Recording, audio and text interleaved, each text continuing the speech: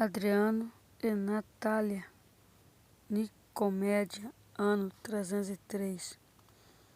A nova tarefa do jovem soldado Adriano estava lhe tirando sono, apesar de ter provoado toda a sua lealdade ao Império Romano no campo de batalha e de ter se destacado como um eficiente e fiel súdito do imperador Diocleciano. Agora era ele que torturava os cristãos antes de serem executados. Diante da morte, os cristãos estavam cheios de paz e confiança em Jesus. E Adriano viu naquele homem e mulheres uma coragem que jamais presenciara no campo de batalha.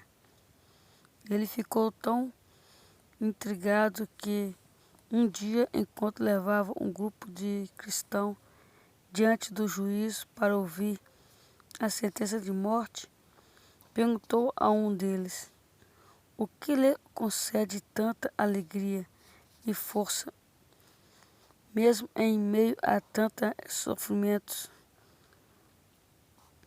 O cristão respondeu: o Senhor Jesus Cristo, em que eu creio. Naquele exato instante, Adriano passou a enxergar a situação de forma diferente. Os deuses de Roma, que ele defendia com tanto afinco, nunca poderia conceder alguém uma coragem tão grande. Ele não era nada comparado ao Deus dos cristãos. Imediatamente, Adriano se juntou aos prisioneiros diante do juiz e disse: coloque meu nome na lista daqueles que serão torturados. Acabei de me tornar um cristão. Galerias, filhos do imperador, estava presente no tribunal e tentou de todas as maneiras convencer Adriano a pedir perdão diante de todos e renunciar sua conversão. Todavia, Adriano convenceu de que não estava louco e de que tinha tomado aquela decisão com muita convicção. O que Adriano não sabia até então era que pouco tempo antes, sua esposa Natalie tinha se tornado cristã secretamente e estava orando para que ele também se convertesse. Quando ela foi informada de que seu marido estava na prisão por ter confessado a Jesus publicamente, foi visitá-lo de imediato para contar que ela também havia sido convertido e para incentivá-lo a manter-se fiel em sua nova fé. O grupo de cristãos no qual Adriano havia incluído seu nome foi rapidamente sentenciado à morte. Antes de sua execução, porém, por causa da posição que ocupava anteriormente, servindo ao Império Romano, foi-lhe permitido ir para casa passar a última noite com a esposa, antes de morrer.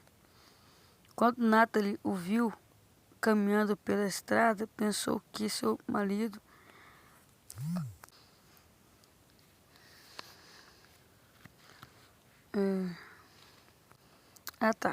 Quando Natalie o viu caminhando pela estrada, pensou que seu marido havia renunciado a Jesus e não quis recebê-lo em casa, tamanha era sua revolta. Apesar de que aquela ter sido uma excelente oportunidade para Adriano fugir, ele não o fez. Retornou o dia seguinte para a prisão. Ao chegar ali, viu os cristãos tendo os braços e pernas esmagados por martelos gigantes e o observou os agonizando e morrendo por causa da hemorragia interna. Quando chegou a vez de Adriano, sua esposa temia que ele negasse a Cristo. Adriano, no entanto, sentiu naquele instante a mesma coragem que tanto o intrigava e não voltou atrás.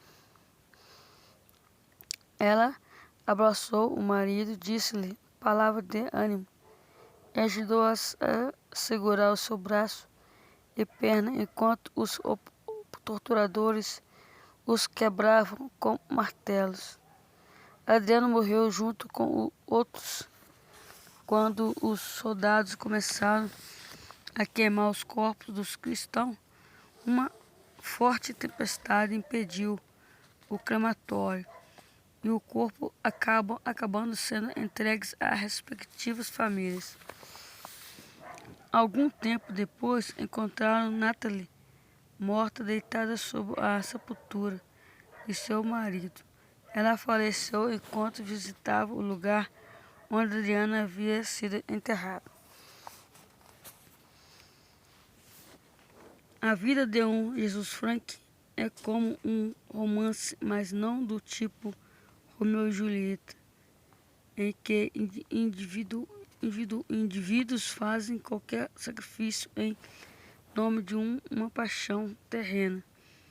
Adriano e Natalie se amavam, mas não mais do que amavam a Jesus. Eles queriam ficar juntos para sempre. E isto acabou acontecendo porque não se importavam em se separar por um pouco em nome de um amor maior.